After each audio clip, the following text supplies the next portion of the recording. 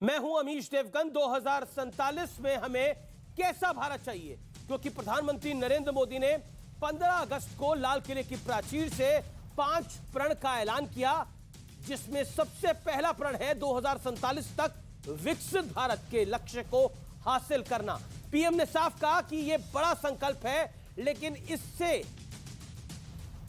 कम हमें मंजूर नहीं। तो दूसरी तरफ 2047 तक भारत को इस्लामिक राष्ट्र बनाने का ब्लूप्रिंट भी तैयार किया जा रहा है और मिशन के लिए कट्टरवादी संगठन पॉपुलर फ्रंट ऑफ इंडिया यानी पीएफआई ने बिहार को अपना ठिकाना बनाया था, जहां से पिछले महीने कई लोग अरेस्ट भी हुए और इस पूरे मुस्लिम राष्ट्र वाले प्लान का भांडाफोड़ हो गया। लेकिन मुद्दा सिर्फ पीएफआई का नहीं है। इस देश में कई ऐसे लोग हैं जो तालिबान को सत्ता मिलने पर ताली पीटते हैं, तालिबान के इस्लामिक एजेंडे को सपोर्ट करते हैं। आज इन लोगों को भी एक्सपोज करने का दिन है, क्योंकि अगले 25 साल देश के लिए बेहद महत्वपूर्ण है, बेहद खास है। क्योंकि एक तरफ विकास का एजेंडा होगा, देश हित की बात होगी, दूसरी तरफ इस पीएफआई वाली कट्टर सोच का भी मुकाबला करना होगा। तो आज देश के युवाओं के बीच से, देश की जनता के बीच से राष्ट्र हित के इस मुद्दे पर होगी देश की सबसे बड़ी बहस। 2047 में विकसित राष्ट्र या इस्लामिक राष्ट्र, क्योंकि बॉर्डर वाले राज्यों में एक बड़ी साजिश का खुलासा भी हुआ है, जहां साजिश के तहत एक समुदाय की आबादी बढ़ाने की चाल चल रही है। इसका खुलासा भी हो गया है। आज इसी पर होगी सबसे बड़ी चर्चा।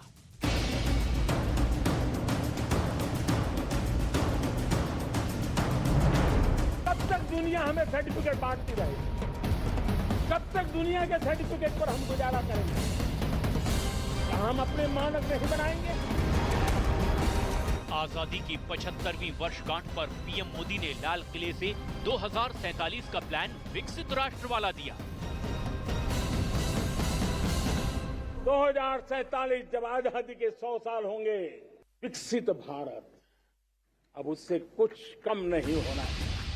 लेकिन हमें ये भी याद रखना होगा कि ये वही साल है जब पीएफआई के प्लान 2047 का देश को पता चला।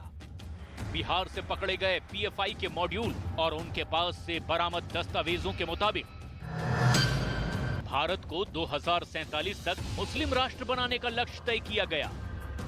पीएफआई के दस्तावेजों में कहा गया था 10% मुसलमान बहुसंख्यकों को घुटने पर लाने के लिए काफी हैं।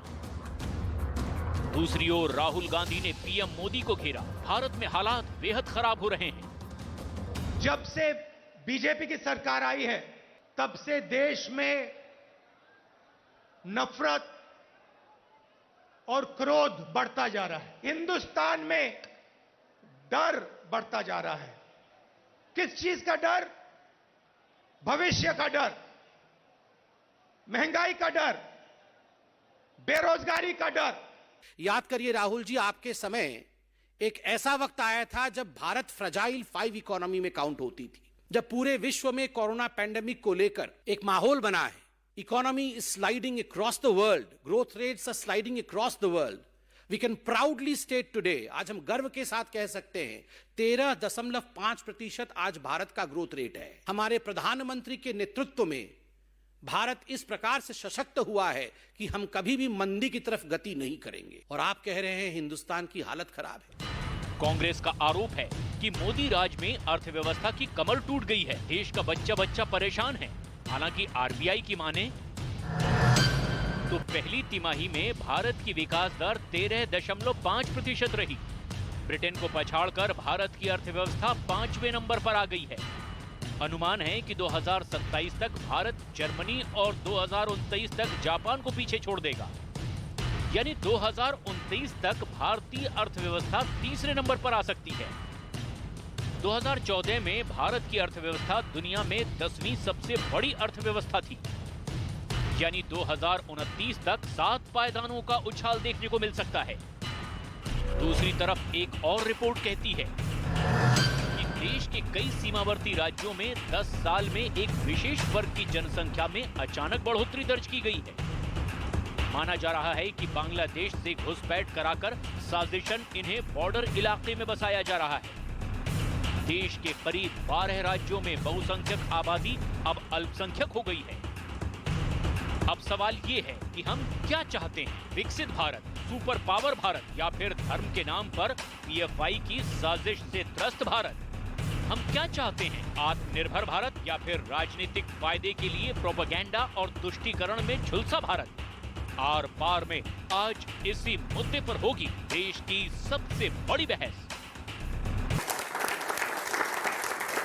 तो आज इस बड़े विषय पर बात करने के लिए, मंथन करने के लिए, चिंतन करने के लिए मेरा साथ बड़ा पैनल मौजूद है। मेरे साथ देश के युवा मौजूद है, मेरे साथ देश के अनुभवी लोग मौजूद हैं। आप तमाम लोगों का अभिनंदन है, जोरदार तालियां इस देश की जनता के लिए।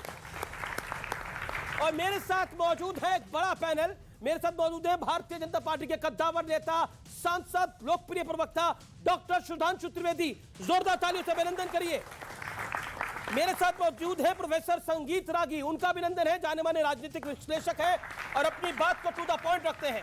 स्वामी दीपांकर है, जाने माने धर्मगुरु है, उनका भी अभिनंदन है, जोरदार ताली से स्वागत करिए। तो दूसरी तरफ मौजूद है मेरे साथ कलीमुल हाफिज साहब, अध्यक्ष दिल्ली AIMIM के, उनका अभिनंदन है, जोरदार तालियों से स्वागत करिए। अनुराग भदौरिया मौजूद है, समाजवादी पार्टी के नेता, प्रवक्ता, कभी न चुप होने वाले। मेरे साथ मौजूद हैं इस चर्चा में शादाब चौहान, पीस पार्टी के नेता, प्रवक्ता, उनका भी अभिनंदन है।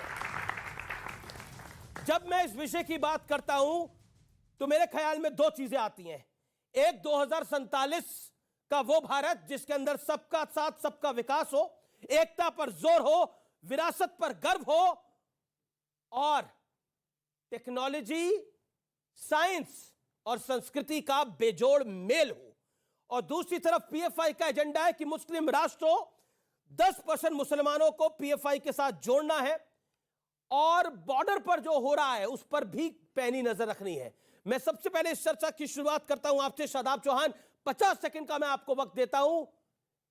क्या आपको लगता है 2047 तक विकसित राष्ट्र जो मोदी का एजेंडा है, आप उसके साथ खड़े हैं?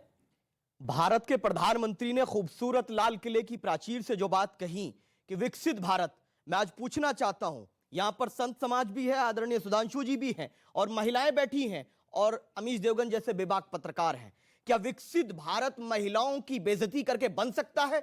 बिल्किस बानो का भाई आज शादाब चौहान पूछ रहा है कि भाजपा का गोधरा का विधायक कहता है कि वो ब्राह्मण थे, उनके गुण अच्छे हैं, उनको छोड़ दीजिए। जिसने एक हामला औरत को, एक प्रेग्नेंट लेडी की इज्जत को लूटने वाले उन दरिंदों शैतानों को छोड़ा गया, वो गुजरात की गवर्नमेंट की जो पॉलिसी है उसके भी खिलाफ है। क्या रेपिस्ट को आप ऐसे ही छोड़ देंगे? अगर बिल्किस का नाम कुछ और होता तो नहीं छोड़ा जाता? क्या जो दरिंदे इज्जत लूटने वाले हैं वो छोड़ गए? 50% आबादी की इज्जत लूटने वाले शैतानों को अगर आप शरण देंगे तो विकसित भारत नहीं, विनाशकालीन भारत बनेगा। दूसरी बात, पीएफआई ने, किसी जितनों लोगों का फोटो दिख रहा है, ओवैसी साहब, अखिलेश जी, जितने लोग हैं, या शादाब चौहान, किसी ने भी कहा हो कि इस्लामिक राष्ट्र बनाना है तो मैं उसका खंडन करता हूं। नहीं कहा, हमें विकसित भारत बनाना है, लेकिन वो विकसित भारत नहीं जब बेटियों की इज्जत लूटी जाए, वो विकसित भारत नहीं जब बेटियों की इज्जत। आपने बिल्कुल जायज बात बोली कि आपने इस्लामिक राष्ट्र का समर्थन नहीं करा है, लेकिन तालिबान जब बना तो ताली आप बजा रहे थे, नहीं बजा रहे थे? सुनिए, ये सत्य है। तालिबान जब बना तो ताली आप बजा रहे थे कि तालिबान बड़ा खूबसूरत बना है, ऐसा ही भारत आपको भी चाहिए था ना? अब आपके 50 सेकंड कंप्लीट हुए। प्रोफेसर रागी, ओके, कोई बलात्कारियों के साथ नहीं हो सकता। प्रोफेसर रागी, महत्वपूर्ण पॉइंट, एक second sir, hold on, control yourself. जो टॉपिक है उसके साथ हम रहे। मैं आपकी बात आता हूं प्रोफेसर रागी, देखिए दो सोच है। एक सोच है भारत को विकसित राष्ट्र बनाने की, दूसरी सोच है भारत को इस्लामिक राष्ट्र बनाने की। कोई डायरेक्टली कह रहा है, कोई डायरेक्टली नहीं कह रहा है। एक तरफ कहा जाता है कि बच्चे पैदा होते हैं, ये तो खुदा की मर्जी से होते हैं, ईश्वर की मर्जी से होते हैं। बॉर्डर एरियाज के अंदर हमने हेमंता बिस्वा शर्मा को सुना, वो क्या कह रहे हैं? वो कह रहे हैं हिंदू वहां पर अल्पसंख्यक हैं आज की तारीख के अंदर। बंगाल के ऐसे कई इलाके में बता सकता हूं, नेपाल बांग्लादेश सीमा में डेमोग्राफिक बदलाव किया गया है, वहां पर माओवाद से जुड़ी हुई बड़ी सारी चुनौतियां हैं। क्या आपको लगता है कि जो थॉट प्रोसेस पीएफआई कह रहा है वो गंभीर है? देखिए, 1998 में टीवी राजेश्वर ने देश के एक प्रतिष्ठित अखबार में बैक टू बैक 2 आर्टिकल लिखा और उन्होंने बहुत साफ तरीके से कहा कि बांग्लादेश बॉर्डर से जुड़े हुए हिंदू वहां से भाग रहे हैं और जो बांग्लादेशी आए हैं, बांग्लादेशी मुसलमान हैं, उनको शरण देने वाला कोई और नहीं है। पश्चिम बंगाल के मुस्लिम लोग उनको पहले घृणा करते थे, उनको लगता था कि आकर के हमारी रोजी रोटी पर प्रहार कर रहे हैं, लेकिन बाद में उनको शरण दिए। और उन्होंने कहा कि ये शरण क्यों दिए? उनको लगता था कि यदि इनकी डेमोग्राफी बढ़ेगी तो हमारी ताकत बढ़ेगी, राजनीतिक ताकत बढ़ेगी, सांस्कृतिक ताकत बढ़ेगी। और ये वही एरिया है जो मुस्लिम है, जिसको जिन्ना जो है वो ईस्ट पाकिस्तान और वेस्ट पाकिस्तान के बीच में कॉरिडोर के रूप में मांगता था। तो यदि आप पूरा पैटर्न देखेंगे तो बिहार से लेकर के बंगाल, आसाम और आपको उत्तर प्रदेश के अंदर ये सारा एक पूरा एक आपको ट्रैक मिला। चूंकि आप 50 सेकंड ही आपने दिया है, ये मामला बहुत गंभीर है। बस 10 सेकंड लेना चाहता हूं। देखिए 1947 में जब इस देश का विभाजन था तो 24.3% मुस्लिम इस देश में थे। और सरदार पटेल जी ने कॉन्स्टिट्यूएंट असेंबली डिबेट्स में कहा था कि जो माइनॉरिटी देश पर विभाजन थोप दे वो माइनॉरिटी नहीं हो सकता। बचे हुए भारत में 9.6% मुसलमान रह गए थे। आज के दिन में वो 18% के आसपास हैं। जी, तो मेरा अपना मानना है, नहीं, ये 2011 का सेंसस की बात कर रहे हैं। 14.2 जो है 14 का जायज बात कह रहे हैं। 2011 का सेंसस था, उसके बाद 11 साल निकल चुके हैं, पानी काफी ऊपर बढ़ चुका है। लेकिन आपके 60 सेकंड हो गए सर, मैं आपने 10 सेकंड मांगे थे, मैंने आपको एक्स्ट्रा दे दिए। आपके 50 सेकंड अब शुरू होते हैं। कलीमुल हाफिज साहब, मैं आपके पास आता हूं। महत्वपूर्ण सवाल आपसे मैं पूछ रहा हूं। जब आप हिजाब का समर्थन कर देते हैं, जब आप समर्थन कर देते हैं, अपराधियों के अंदर मुसलमान गिन लेते हैं, तब आप इस्लामिक राष्ट्र का साइलेंट सपोर्ट करते हैं। यह मेरा आरोप है आप पर। हमारे प्रधानमंत्री ने लाल किले से जो बात कही है कि 2047 में हमें विकसित भारत बनाना है, लेकिन वो अपने जो पहले वादे किए हैं, जो 2014 में उन्होंने कहा था, और नेताजी का वो नारा दोहराया था कि तुम मुझे खून दो मैं तुम्हें आजादी दूंगा। उन्होंने कहा कि तुम मुझे 60 महीने दो, मैं तुम्हें सुख चैन का जीवन दूंगा। क्या हिंदुस्तानियों को सुख चैन का जीवन मिला? जी, उन्होंने जो वादे किए थे कि पूरी 2022 तक सबको पक्का मकान मिल जाएगा, मिला? अरे प्रधानमंत्री आवास योजना में ही 3.25 करोड़ घर देने थे, जो सिर्फ 76 लाख दिए हैं। उन्होंने कहा था कि हम गरीबी सिंगल डिजिट में ले आएंगे। 50 सेकंड गरीबी 22% अभी भी है। लेकिन मेरे सवाल का जवाब आपने नहीं दिया। जब आप हिजाब का समर्थन करते हैं, जब अपराधियों में मुसलमान छुपाइए। सुब्रमण्यम स्वामी कह रहे हैं कि ये सरकार आंकड़ों की जालसाजी कर रही है और उसका आप सपोर्ट कर रहे हैं। आप आंकड़े आने दीजिए। जब 2014 के ये वादे को नहीं निभा पाए तो 2022 में जो लुभावने वादे दे रहे हैं, इन पे कैसे भरोसा करेंगे? ओके, सुधांशु त्रिवेदी, देखिए, ये सारा छाती में दर्द इसलिए शुरू हुआ है कि 2014 से पहले भारत आंशिक मुस्लिम राष्ट्र था। ये बात मैं पहले भी कह चुका हूं, क्योंकि एकमात्र देश था जिसको संविधान में शरिया के प्रावधान थे, जहां मुस्लिम पर्सनल लॉ था, जहां पे वक्फ बोर्ड था, मौलवियों को सैलरी मिलती थी, हज सब्सिडी मिलती थी। मैं चुनौती से कहता हूं, एक सेकुलर देश बताइए, और तो और सर्वोच्च न्यायालय यदि शरिया के खिलाफ आ जाएगा या उससे मतभेद रखेगा तो सर्वोच्च न्यायालय को कुचलकर संसद में संविधान संशोधन करके शरिया को सर्वोच्च न्यायालय से ऊपर कर दिया जाएगा। यह मुस्लिम राष्ट्र के अलावा और कोई कहीं हुआ हो, मैं चुनौती के साथ कहता हूं, बता दें, मैं माफी मांग लूंगा। इसलिए छाती में दर्द है कि अब 14 के बाद भारत प्योरली ट्रूली सेकुलर राष्ट्र बन रहा है। अब दूसरी समस्या क्या है? यहां पे बात सिर्फ भारत की नहीं है। मैं एक बात कहना चाहता हूं, यह ख्वाब बहुत दिनों से मुसलमानों के दिमाग के में कट्टरपंथी तबका रखना चाहता है। 47 के समय मुसलमान शिक्षा में भी आगे थे, पढ़ाई लिखाई हर चीज में आगे थे, वो पीछे हो गए। मगर एक लाइन कह दूं, मगर एक ख्वाब जानते क्या है? एक थोड़ा एक्स्ट्रा समय ले रहा हूं। ये वैसा ही है, जब श्री राम जी की सेना पहुंची थी तो रावण को लगा थे, रे हम तो देवताओं को जीत लिए, इनको जीत लिए, ये बानर अनर सेना क्या है? मगर फिर जब हनुमान जी का रूप दिखा था तो फिर सारा का सारा दूध का दूध पानी का पानी हो गया था।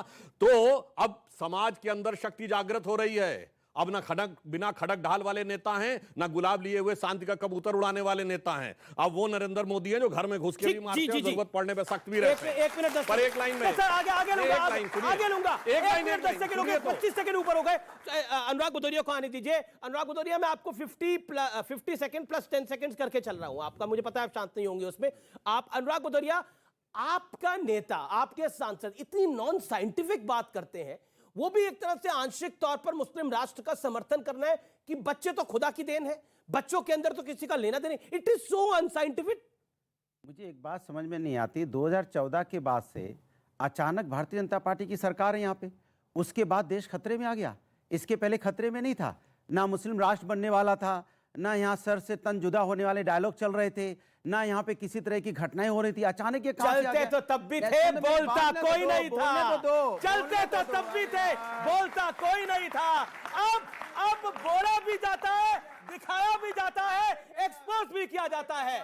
राम मंदिर की बात तो तब भी होती थी, लेकिन बनता नहीं था। जवाब दीजिए। बोल रहे तब भी था, चलता था, हम लोग जिंदा कैसे हैं फिर? जब सब चल ही रहा था तो फिर कैसे राष्ट्र आगे बढ़ा? इसलिए ये सब जो मनगढ़ंत कहानियां हैं, कम से कम देश के अंदर में सत्ता पाने के लिए आप राष्ट्र को तो बर्बाद मत करो। भारतीय जनता पार्टी से सत्ता पाने के लिए कौन से डायलॉग लाती है? पहले कहती है परिवारवाद, फिर कहती है इस्लामिक बन जाएगा, फिर कहेगा यहां पे सबके सर कलम। अरे भाई क्या बोल रहे हो आप? आपको परिवारवाद की जरूरत पड़ती है तो आप चले जाते हो परिवारवाद के साथ सरकार बनाने। आप हरियाणा में चौटाला जी के साथ बनाए हो, फिर चले जाओगे बादल के साथ बना लोगे, फिर पीडीपी के साथ जाके कश्मीर में बना लोगे, फिर शिवसेना के साथ बना लोगे, तब परिवारवाद दिखाई नहीं देता।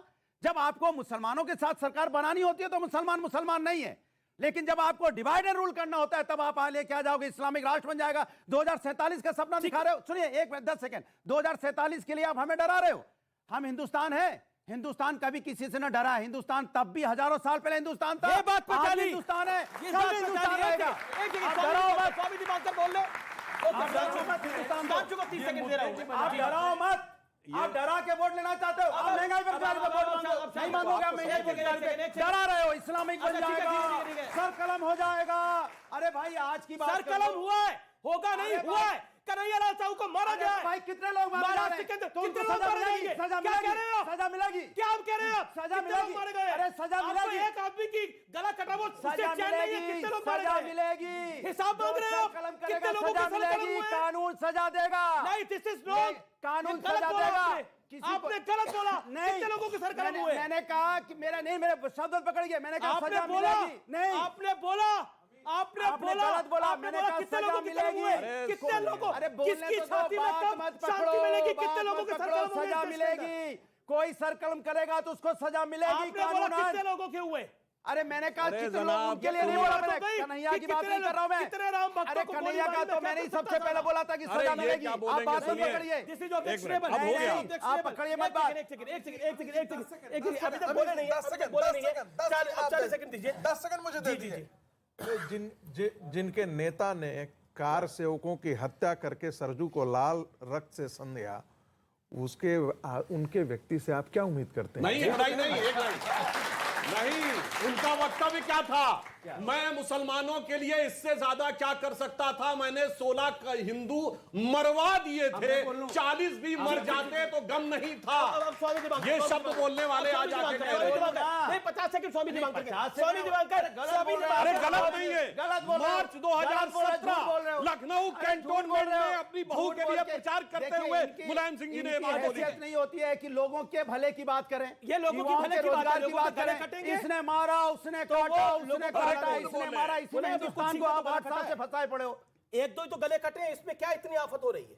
मैंने ऐसा नहीं बोला, फिर गलत बात बोल रहे हो आप। देखो ये सब पकड़ के आप एजेंडा मत चलाओ। कम से कम है क्या कि जिस जगह छुट्टी शुक्रवार की होने लगे वो हम लोग देख नहीं रहे हैं, उसे देखकर अनजान होना चाहते हैं। बहुत बढ़िया बात। जहाँ अब छुट्टी ही शुक्रवार का होने लगा, जहाँ कुछ इलाकों में हुआ, कुछ एक वीडियो अभी झारखंड भाई झारखंड में हुआ ना है। उनके 40 कुछ नहीं, एक कस्बे में हुआ। एक कस्बे में नहीं हुआ, झारखंड के कई इलाकों में हुआ, बिहार के कई इलाकों में हुआ। बिहार के 700 स्कूल में हुए हैं। एक यही मेरा 4 गले कटे हैं। मैं यही 4 गले कटे हैं। मैं एक चीज कहना चाहता अगर 200 इलाकों में हो भी गया तो क्या बड़ी बात है? स्वामी दिवाकर, मैं आप सबसे यही कहना चाहता हूं, यही कवर फायर है। एक आधा हो ही गया, यही कवर फायर। कई बार मिलेंगे यार, ये गलत बात है। नहीं, मैं आपकी बात नहीं, मैंने नहीं बोला भाई मैं इनकी बात कर रहा हूँ। नहीं बोल रहे भाई, आपकी तो बात ही नहीं कर रहे, इनकी बात कर रहे हैं। देखिए अनुराग उदया, अगर आप करेंगे तो आंसर कर रहे हैं तो मैं टोकूंगा। नहीं, आपकी बात ही नहीं हो रही है। बतंगड़ बना गलत होगा। आप गलत सुनकर कहेंगे तो ये आपकी प्रॉब्लम है, किसी दूसरे की नहीं।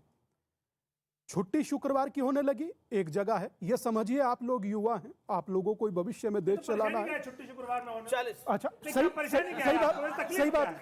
इनके मैं जानना चाहता हूं कि शुक्रवार की छुट्टी में तकलीफ क्या है? 40 सेकंड क्या तकलीफ है? हमें कोई तकलीफ संडे में यार ये नहीं संडे का कोई तकलीफ नहीं है, स्वामी के बाद खड़े हो जाइए, शुक्रवार को बोलने नहीं देंगे। ये अन्याय हो रहा है, ये स्वामी दीपांकर के साथ अन्याय है, उनको अपने 50 सेकंड बात नहीं रखनी दे रही। इतना चुभेगा बात यार, ये मुझे मालूम नहीं था, और पता होता मैं नहीं बोलता। इतना चुभेगा ये नहीं मालूम था। जिस बोलने दीजिए ना भाई, तकलीफ मुझे नहीं, कलीमुल हाफिज साहब, तकलीफ उन लोगों को है जो अब तक संडे की छुट्टी मनाते हैं। गल्फ संडे की छुट्टी मनाने लगा। दुबई आप जाते हैं? नहीं जाते हैं तो जो वहां रहता है उससे पूछिए, वहां सैटरडे संडे हो गई, आप फ्राइडे कर रहे हैं। यहाँ आप देश को ले जाना कहां चाहते हैं? देश कानून से चलता है, तो आप मजहब के आधार पर कानून चाहते हैं? आप चला रहे, आप कवर फायर दे। मेरी कहां से सरकार हुई? आप कौन सी पार्टी के? मेरी कौन सी पार्टी के? मेरी को जात ने पूछो साधु की, जात ने पूछो साधु की। ये हिंदू संस्कृति है जी, ये देश की संस्कृति है, साधु की कोई जात नहीं। की सरकार है। मेरी जैसे योगी आदित्यनाथ की कोई जात नहीं, वैसे स्वामी दीपांकर की भी कोई जात नहीं। सर, मैं अमीश इस चीज से दुखी हूं यार, मुझे मत बुलवाया करो दोस्त। मेरे एक आधा शब्द इतना चुभता है यार, मैं नहीं आऊंगा। इतना कोई गजबे यार, कोई पूछी जा रही है। जात नहीं, कबीर ने अब से पहले भी कहा था कि जाति, कौन सी पार्टी में हो? अब पार्टी पूछेंगे थोड़ी देर बाद, कास्ट पूछेंगे, हिंदुस्तान तो की इनकी पार्टी अगर में। जो तो वही तो कह रहा हूं, ये भी सब हिंदुस्तान की पार्टी में होंगे। मेरे से कलीमुल हाफिज साहब, मेरे से पहले भी एक बार जब राम मंदिर पर डिबेट चल रही थी तो पूछा गया था कि आप राम मंदिर पर इतना क्यों बोलते हैं, तो मैंने कहा था कि मैं राम का प्रवक्ता हूं। मेरी पार्टी वो बैठी है, मैं उन्हीं के बीच का आदमी हूं। और अगर जो मेरी पार्टी आकर देखनी है, मेरे आश्रम देख लीजिए। गांव भैंसों को चराता रहता हूं, थोड़ा बहुत चारा चूरा बचता है वो हम लोग खा लेते हैं। बोलिए स्वामी जी। नहीं भाई साहब, अगर बोलने नहीं देंगे बोलूंगा कहां से? राष्ट्र की बात कीजिए। आप अमीश, ये एटीट्यूड पढ़ना उस्ताद, ये जीने देंगे तुम्हें? राष्ट्र, इनका एटीट्यूड देखिए, ये सिखा रहे हैं, बोलिए। कौन है भाई इनके कहे से कोई बोले? जिनकी तुम नहीं सुनते, ये मुझे सुनाना चाह रहे हैं।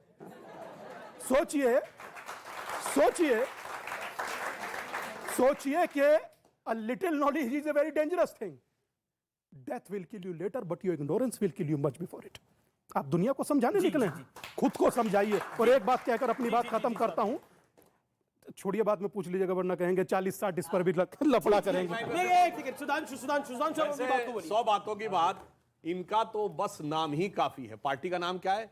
मजलिसे इत्तिहादुल मुसलमीन, मुसलमानों की एकता को समर्पित पार्टी। इंडिया भी लगाई, ऑल इंडिया भी लगा दिया है, यानी पूरे हिंदुस्तान में जहां कहीं भी जाएंगे मुसलमानों की एकता को समर्पित रहेंगे और ये बगल में उनको सेकुलर बताते रहेंगे। यही सबसे बड़ी समस्या है जो इस देश में रही। और एक लाइन और कहना चाहता हूं, वैसे ये ख्वाब जानते हैं, ये आज से नहीं, मैं नहीं कह रहा हूं, जो मैंने बात कही कि ये भारत वो देश था जो आज तक हजारों सालों से आज तक रहा, कभी खत्म नहीं हुआ। बीच में हमारे यहां हमारी उदारता और जो शांति और अहिंसा थी उसको ऐसा नेताओं ने कायरता बना दिया, इसकी वजह से हम विभाजित हो गए। अन्यथा एक बहुत बड़े मुस्लिम फकीर हुए हजरत वलीउल्लाह, नाम इनको पता होगा। उन्होंने जानते क्या लिखा कि जब इस्लाम का कारवां चला मोहम्मद साहब के बाद 1 शताब्दी के अंदर पूरी दुनिया पे छा गया, मगर सिर्फ भारत में नहीं, उन्होंने कहा वो दीने हिजाजी का बेबाक बेड़ा, निशा जिसका अक्साए आलम में पहुंचा, न दीना में अटका न मंझिम में टटका, मुहाजिर हुआ कोई इंसान न जिसका।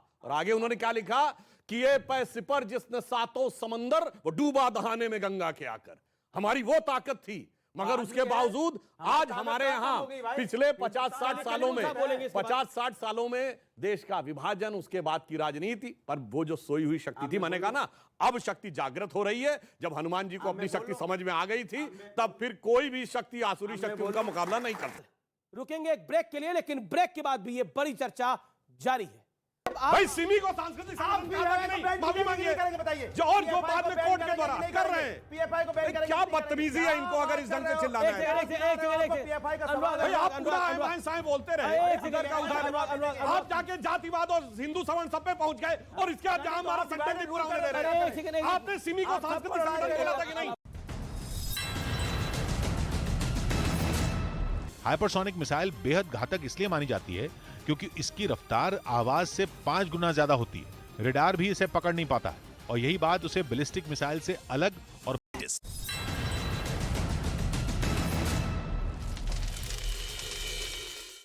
Welcome back. आप देख रहे हैं पब्लिक के बीच से ये बहुत बड़ा कार्यक्रम। 2047 में हमें विकसित भारत चाहिए या हमें इस्लामिक राष्ट्र चाहिए, आज हम इस पर चर्चा कर रहे हैं। एक होता है ओपनली सपोर्ट करना, एक होता है साइलेंटली कवर फायर देना। जब आप हिजाब की वकालत कर देते हैं स्कूलों के अंदर तो आप साइलेंटली सपोर्ट करते हैं। नहीं, इस्लामिक राष्ट्र का साइलेंटली सपोर्ट करते हैं। उसके बाद सवाल सुनिए मेरा, उसके बाद आप जवाब दीजिएगा।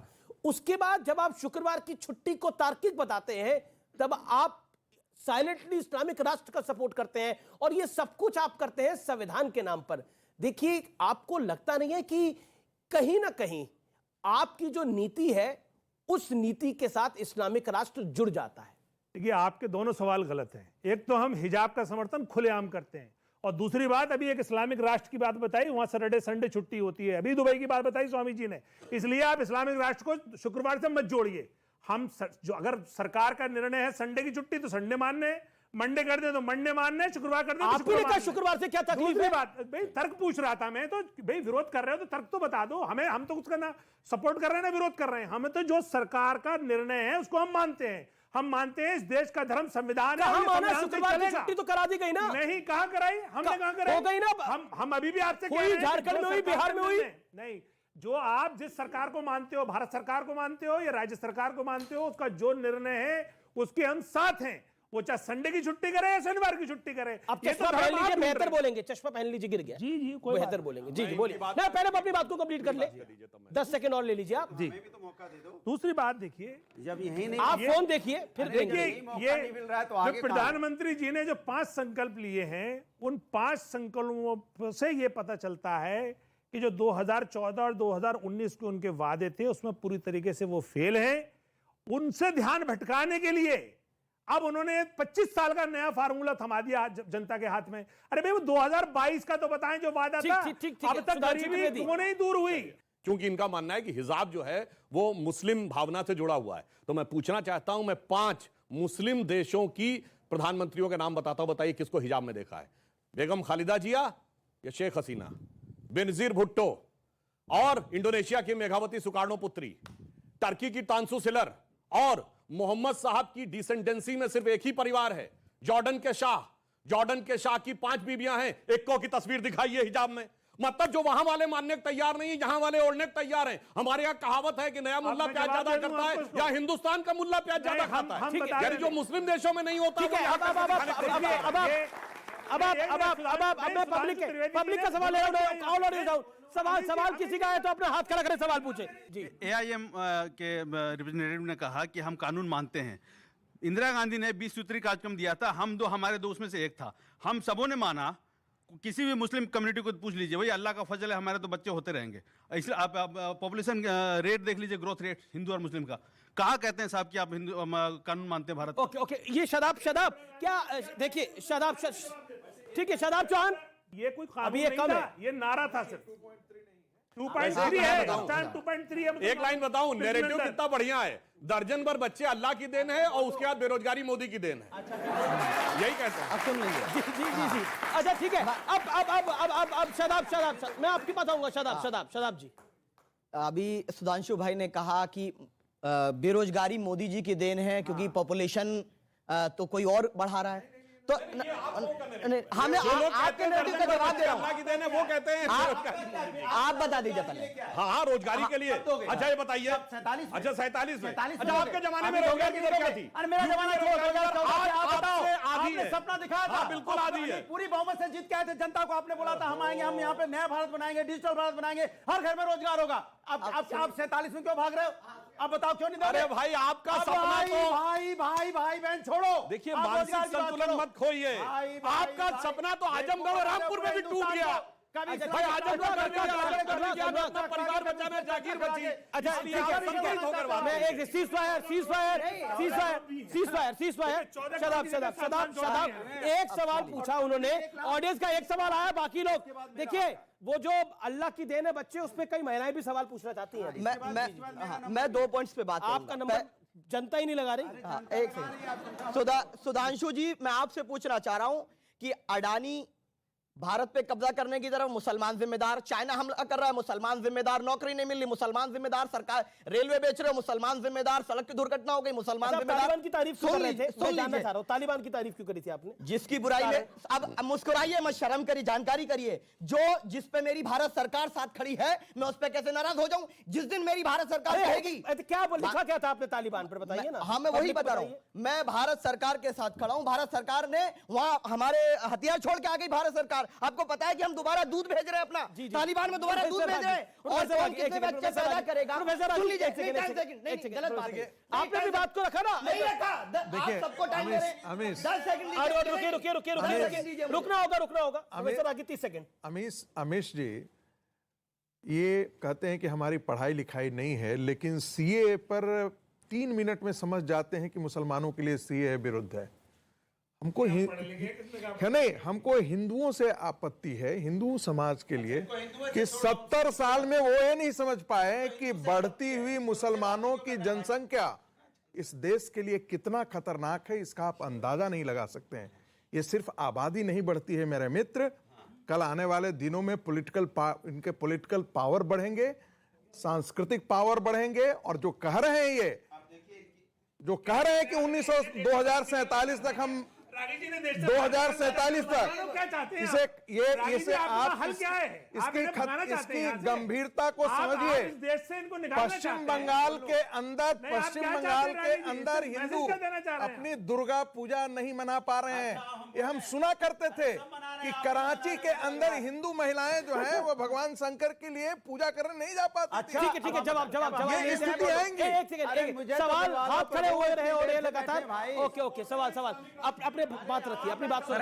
अभी कहा सवाल आखिरी जी सर, अभी कहा गया कि इस्लामिक राष्ट्र पीएफआई बनाना चाहती है 2047 तक, तो बीजेपी इसे बैन क्यों नहीं करती सर? बहुत अच्छा सवाल, जोरदार तालियां इसके सवाल के लिए। पीएफआई अगर इस्लामिक राष्ट्र बनाना चाहती है तो बीजेपी इसको बैन क्यों नहीं करती? सवाल उनके लिए मुद्दा कभी नहीं करेंगे। आप बीजेपी है, ये जिंदगी में नहीं आपका करेंगे। सवाल किससे था? ये जिंदगी में नहीं करेंगे। अरे सुन लो बेटा, सुधांशु आपका नाम? जिंदगी में नहीं करेंगे। रोटी इसी की खाते हैं, ये नफरत फैलाने की रोटी खाते हैं। ये इनका काम है, नफरत फैलाना, हमें आपको लड़ाना। आज हिंदू मुस्लिम लड़ाएंगे, कल लड़ाएंगे दलित सवर्ण में लड़ाएंगे, उससे पेट नहीं भरेगा तो अति दलित लड़ाएंगे, अति दलित से पेट नहीं भरेगा तो अति पिछड़े लड़ाएंगे। हमको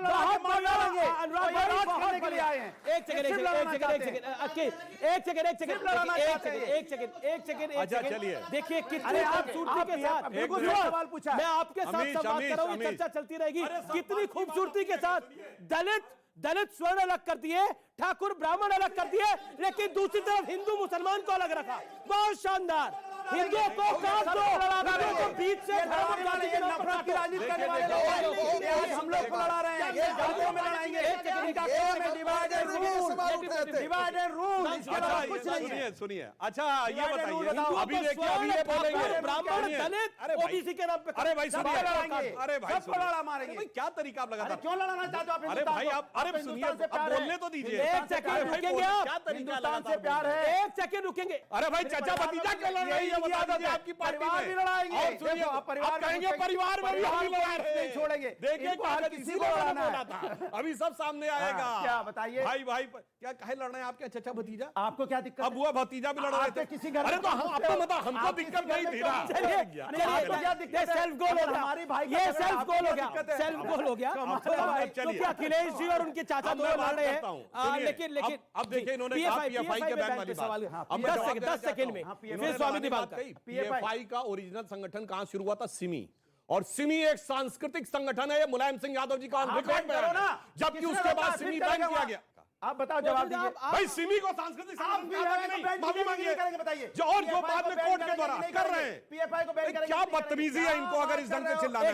पीएफआई का सवाल भाई आप पूरा ऐवान साहेब बोलते रहे, आप जाके जातिवाद और हिंदू सवर्ण सब पे पहुंच गए और इसके बाद जहां हमारा संगठन नहीं पूरा होने दे रहे। आपने सिमी को सांस्कृतिक संगठन बोला था कि नहीं? पीएफआई का मूल संगठन की शुरुआत हुई थी सिमी से। सिमी के लिए देश के कई नेताओं ने, जिसमें मुलायम सिंह यादव जी शामिल थे, कहा सिमी एक सांस्कृतिक संगठन। उसके बाद बाकायदा बैन हुआ। फिर क्या होता है, ये संगठनों पर प्रतिबंध लगाया जाता है, ये अपना चोला बदल लेते हैं।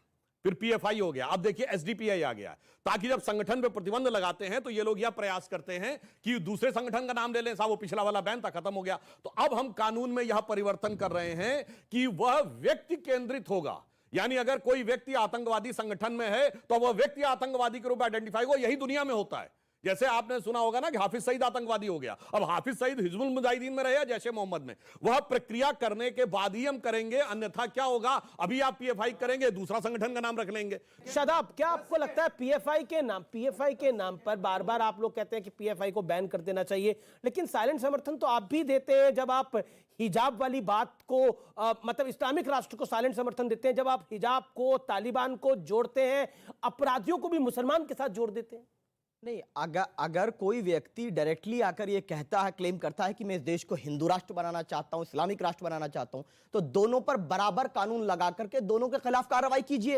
मेरा ये कहना है कि आपने कहा भगवान जो है बच्चों के देना है, फिर जब एम्प्लॉयमेंट नहीं बच्चे जो है भगवान की देना है, बच्चे जो है भगवान की देना है, फिर एम्प्लॉयमेंट नहीं मिलेगा, फिर आप क्वेश्चन करेंगे रोजगार दीजिए, जब बच्चे ही इतनी अपॉर्चुनिटी, इतना पॉपुलेशन है, कहाँ मिलेगा? ये देश का युवा कह रहा है जी, सुनो इनकी, यही हराता जिताता है कि 2014 में जब मोदी जी चुनाव लड़ रहे थे, तब तो एक बार मेरी बात सुन लो, अरे जवाब दे दो ना।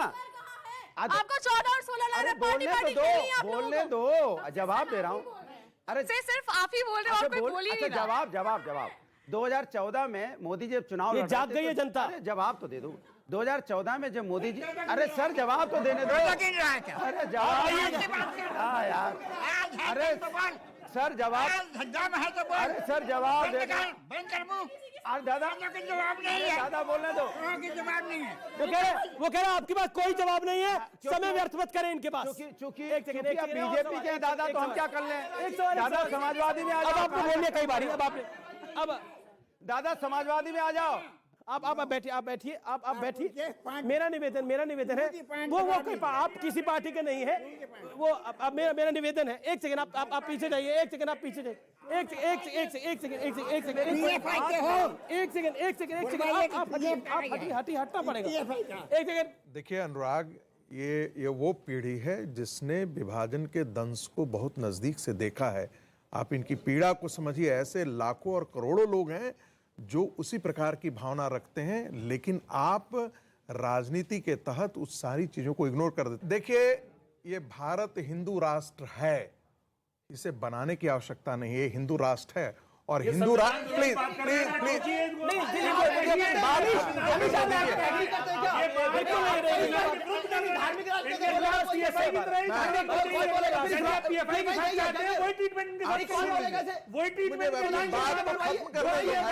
चाहते हैं आप ट्रीटमेंट, वही संगीत राय जी के साथ करिए।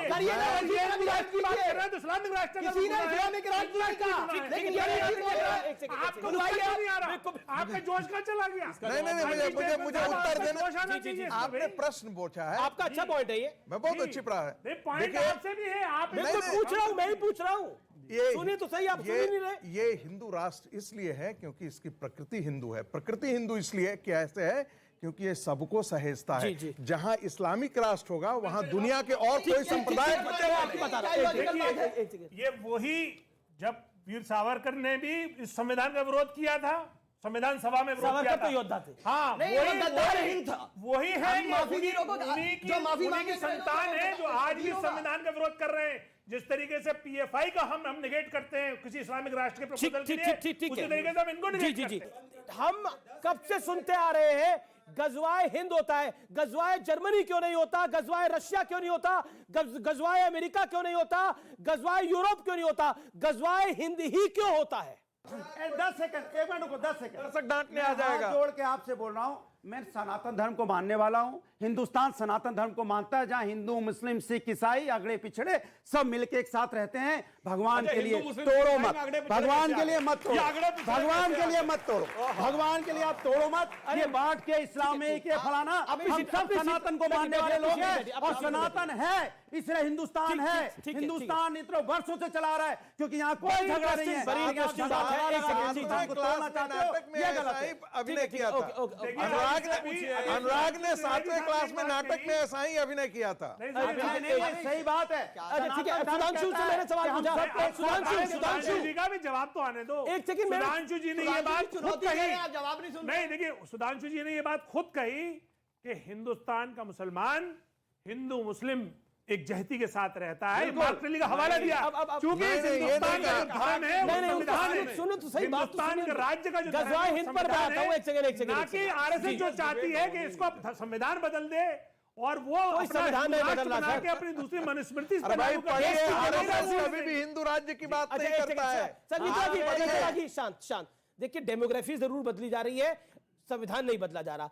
गजवाए जर्मनी क्यों नहीं होता, मेरा सवाल है। गजवाए रशिया क्यों नहीं होता, गजवाए अमेरिका क्यों नहीं होता, गजवाए यूरोप क्यों नहीं होता, किसी और देश के लिए गजवाए क्यों नहीं होता, गजवाए हिंद ही क्यों होता है? कारण यह है कि हम लोगों को कंफ्यूजन है अपने बारे में, पर सबको पता है कि दुनिया में जो कॉन्शियस एनर्जी है, आध्यात्म का केंद्र भारत है वास्तविकता में। इसीलिए विश्व की एकमात्र हम सभ्यता हैं। हजारों सालों से आज तक Chinese, Mesopotamian, Greek, Turkish empire, Roman empire, Egypt की सभ्यता, सारा इंका, माया, एस्टेक सब खत्म हो गई, सिर्फ हम बचे हुए हैं क्योंकि हम सनातन है यहाँ पे। क्या और आप क्यों नहीं मानते सनातन? और ऐसे लोगों की वजह से अनुराग ये अपनी बात बहुत गलत कर रहे हैं, ये गलत कर रहे हैं। एक ही बात को दो तरह से कह रहे हैं।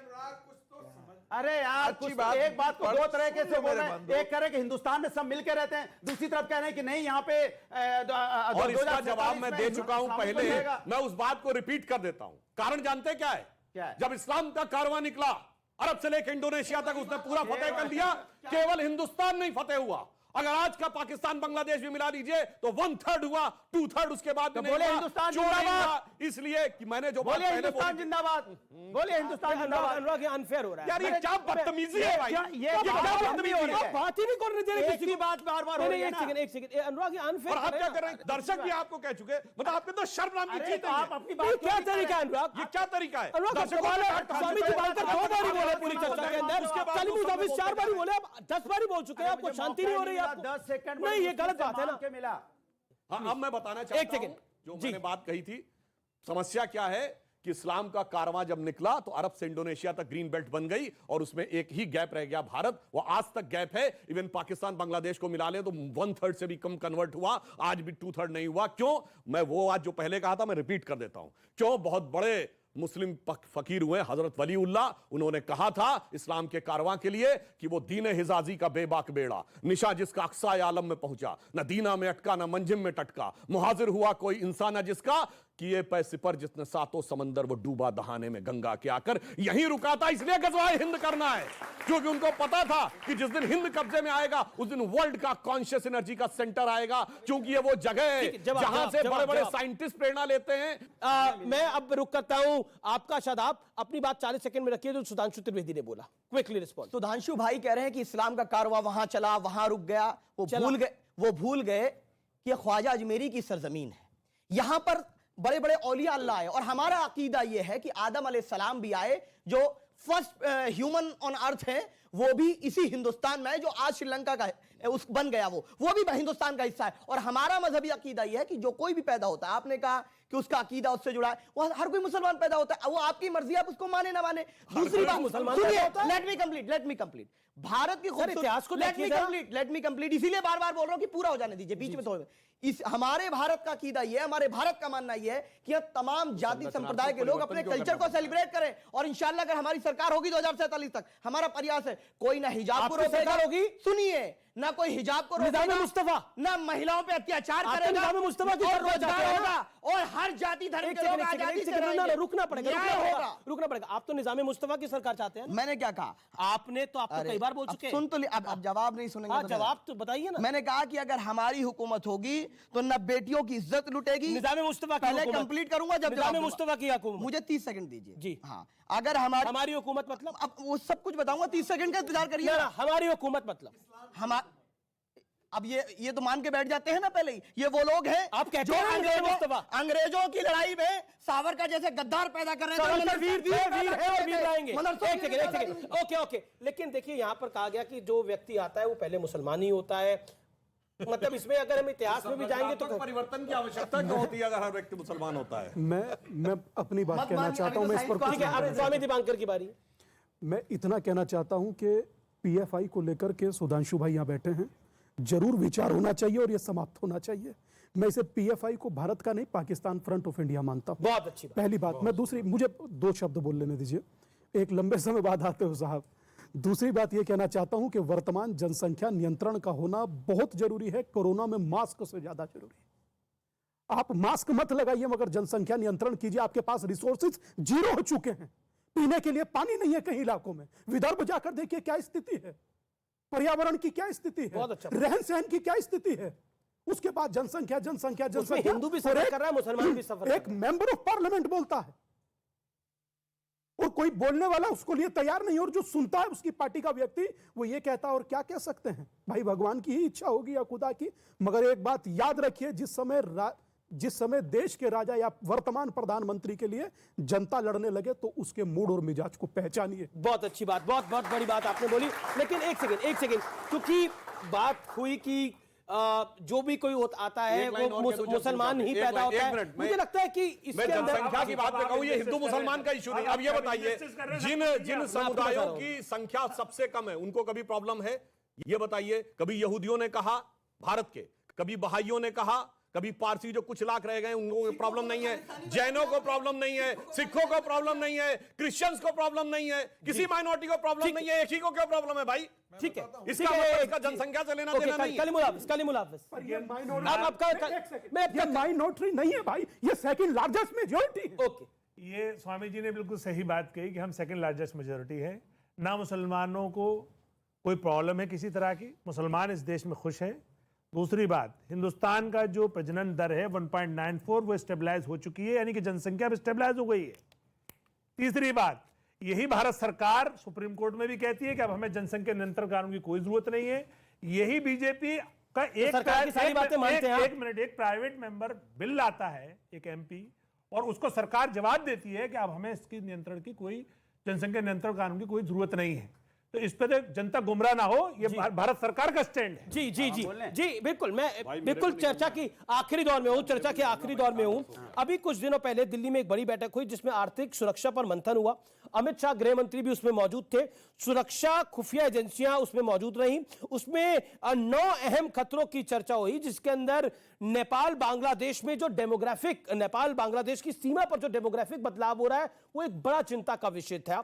कट्टरता की आड़ में जो आतंकवाद हो रहा है, जिस तरह से कन्हैयालाल साहू का गला काटा गया, जैसे अमरावती में गला काटा गया, वो भी एक चिंता की बात है। इसके अलावा क्रिप्टो करेंसी की आड़ में अब टेरर फंडिंग हो रही है, वो भी बड़ी चिंता की बात है। इसलिए क्योंकि अगर हम पीएफआई को बोलते हैं कि पीएफआई का जो इस्लामिक राष्ट्र था उसको पीएफआई डिनाई कर रही है, लेकिन इन फैक्ट्स को क्या बदलेंगे आप? डेमोग्राफिक बदलाव हो रहा है, असम के सीएम कह रहे डेमोग्राफिक बदलाव हो रहा है। लेकिन सुधांशु त्रिवेदी, मेरा सवाल आपसे है, 30 सेकंड में जवाब दीजिए इस बात का, अगर इतना डेमोग्राफिक बदलाव हो रहा है, इस्लामिक राष्ट्र की तैयारी हो रही है, तो शासन तो बीजेपी का है, प्रधानमंत्री तो मोदी है, तो जिम्मेदारी आपकी क्यों नहीं है? अभी तो एक के बाद एक राज उभर के सामने आते जा रहे हैं। अन्यथा इससे पहले जानते क्या होता था? मैं बता रहा हूं, मई 2014 में केरल का मल्लापुरम जिला, उसकी जिला परिषद ने प्रस्ताव पारित किया कि चूंकि अब मुस्लिम मेजॉरिटी हो गया है, अब वहां 75% मुस्लिम हो गए, तो लड़कियों की शादी करने की उम्र जो 18 है उसे घटा के 16 कर दिया जाए। और मजे की बात आपको बता, केरल की सरकार ने वो प्रस्ताव मान लिया, यानी संविधान से ऊपर कर दिया। यह होता था 2014 से पहले, चुपके चुपके चोरी चोरी सब इस्लामिक राष्ट्र की बातें चल रही थी। और सुनिए, केरल की विधानसभा में प्रस्ताव पारित होता है कि कोयंबटूर हमलों का मुख्य आरोपी अब्दुल नसीर मदनी जो तमिलनाडु की जेल में है वो छोड़ दिया जाए। 117 के 117 विधायक, सारे कांग्रेसी, सारे कम्युनिस्ट समर्थन में वोट करते हैं। 2006 में यह चुपचाप चल रहा था। हाजी याकूब कुरैशी इनकी सरकार में मंत्री था, एक मिनट, इनकी सरकार में मंत्री था। 30 सेकंड आपका समय हो गया। ओके ओके, अनुराग भदौरिया अपनी बात को 30 सेकंड में रखिए। अब आप बताइए, अब आप मेरा सवाल तो सुनिए, पहले ही बोल देंगे तो कैसे काम चलेगा। अब आप मुझे बताइए। नहीं, 1 मिनट सर, कौन से जवाब वालों पे कार्रवाई हो रही है? हाजी याकूब कुरैशी इनकी सरकार में मंत्री था, डेनिस कार्टूनिस्ट के ऊपर फतवा देने के बाद जवाब सुधांशु जी, निवेदन है मेरा, स्वीकार करिए। क्या आपको लगता नहीं है कि आपकी पार्टी के भी कई सांसद हैं, कई नेता हैं जो इस तरह की बात कर देते हैं जो देश के लिए हानिकारक होती है? मैं एक ही सवाल देश की जनता से बोलना चाहता हूं, ये भारतीय जनता पार्टी के झांसे मत आओ। इन्होंने पीडीपी के साथ जो उग्रवादियों को छोड़ती है, कश्मीर में उसके साथ सरकार बनाई थी। इन पे क्या विश्वास करोगे? एक आध नाम गिना रहे हो, यहां कितने नाम है जरा पीडीपी से पूछो। मलाई खाने के लिए सरकार बना रहे थे आप, तब आपको चिंता नहीं थी। आप बॉर्डर पे, कश्मीर के बॉर्डर पे आप उनके साथ सरकार बना के मलाई खा रहे थे। ये चिंता की बात है देश के लिए। ये बीजेपी है, ये हमें आपको लड़ाना चाहती है, लड़ा के अपना सत्ता पाने का कोई लेना देना नहीं। सुनिए, ये लड़का सवाल पूछ रहा है। 30 सेकंड में मैं 2-3 सवाल ले रहा हूँ। तो जिस भारत को अभी तक हमने देखा था, एकता में अखंडता का वो था हमारा प्रतीक, हिंदू और मुसलमान। सर मैं अपनी मानूं तो मैंने अभी आज तक ऐसा मुसलमान नहीं देखा जिसको यहाँ पे दिखाया जा रहा है। और मेरे सवाल ये है, अगर देश के युवा को इसी प्रकार वो एक जाल में फंसाया जाएगा, धर्म के जाल में फंसाया जाएगा, तो किस प्रकार ये करेगा, किस प्रकार विकास करेगा, किस प्रकार विकास करेगा? ये विकसित राष्ट्र तो बन नहीं पाएगा। वो कह रहे हैं कि जिस तरह से धर्म का, ये अच्छा सवाल है।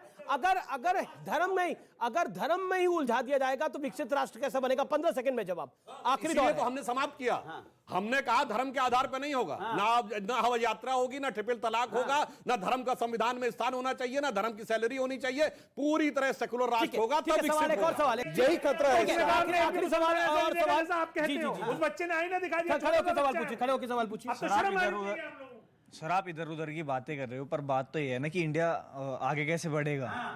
मेन बात तो सारी ये है ना कि इंडिया आगे कैसे बढ़ेगा। आप कहीं पे धर्म की बात कर रहे हो, आप कहीं पे हिंदू मुस्लिम की बात कर रहे हो, आप भी पुराने भूतकाल की बात करी थी स्वामी जी ने। अब की बात करो ना, जो सामने प्रेजेंट स्वामी जी से सवाल है। सुधांशु जी, आखिरी मिनट। निसंदेह उस भाई के प्रश्न का मैं सम्मान करता हूं। निसंदेह भारत को आगे बढ़ना चाहिए, मगर उन लोगों को सोचना चाहिए जो गर्दन को काटने की बात करते हैं। उन लोगों को सोचना चाहिए जो मात्र अपना डोमिनेशन चाहते हैं। उन लोगों को सोचना चाहिए, गलत है ये। उन लोगों, अमीश ये डिबेट का कचरा कर दिया मेरे यार ने, कसम से। किसी को आप इनसे बात कर लीजिए। अमीश क्या बोला? क्या बोले बीच में? हर चीज में आप बोलना चाहते हैं यार, ये कोई तू क्या? कई बच्चों ने यह प्रश्न किया कि आपस में लड़ेंगे तो कैसे होगा। कभी आपने बात किया कि कौन लड़ रहे हैं? यहां पर लड़ाई हिंदुओं से है, चाइना के सिचांग प्रोविंस में कम्युनिस्टों से है, बर्मा में बुद्धिस्टों से है, बोस्निया हर्जोगोविना में सर्बों से है, सुनिए चेचेनिया में रूसियों से है, पैलेस्टीन में यहूदियों से है, लंदन, मैड्रिड, ब्रिस्बेन में बम विस्फोट हो रहे हैं, वो यहां की वजह से हो रहे हैं, अमेरिका में लड़ाई हो रही है, सुनिए सोमालिया और इथियोपिया में लड़ाई हो रही है। पूरी दुनिया में इतना बड़ा वैश्विक कट्टरवाद का दौर है, मगर उसे यहां पर छुपाना, छोटी राजनीति के लिए तिनके की ओर पे पहाड़ छुपाना है। आपको कैंसर है, मगर आप कैंसर की दवा जो है पैरासिटामोल। बहुत अच्छी बात, बहुत इंपॉर्टेंट बात बोली आपने। मुझे फिलहाल चर्चा में इतना ही, लेकिन लाख टके की बात यही है कि हमें 2047 में विकसित देश इसलिए चाहिए कि फिर कोई प्रधानमंत्री उठ के ना बोल सके कि रुपए में से 15 पैसे जाते हैं, फिर कोई कट्टरवादी सोच अपने जगह ना बना पाए। इसलिए हमें 2047 में विकसित भारत चाहिए। हमें 2047 तक इसलिए विकसित भारत चाहिए कि फिर कोई कन्हैया लाल साहू की गर्दन ना काट पाए। हमें 2047 में इसलिए विकसित भारत चाहिए क्योंकि फिर कोई प्रधानमंत्री को यह ना कहना पड़े कि देश के संसाधनों पर पहला हक एक विशेष धर्म का है। इसलिए हमें विकसित भारत चाहिए। तो फिलहाल इस चर्चा में इतना ही। नमस्कार, जय हिंद, वंदे मातरम।